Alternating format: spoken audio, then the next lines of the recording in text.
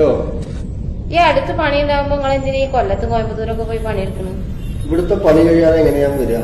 ഇവിടെ ഇനി ഉണ്ടാവും 3-4 ദിവസം. നിങ്ങൾ കഴിഞ്ഞ ഞായറാഴ്ച പോയതല്ലേ, ഇന്ന് വ്യാഴാഴ്ചയില്ലേ?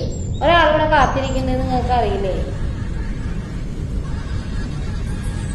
അപ്പൊ ഓരോ പ്രവാസികളെ ഭാര്യമാരുടെ കാര്യം ഒന്ന് ആലോചിച്ചൊക്കെ അവർക്ക് എന്താ വിഷമല്ലായിട്ടാ കൊല്ലങ്ങളോളം കാത്തിരിക്കുന്നു?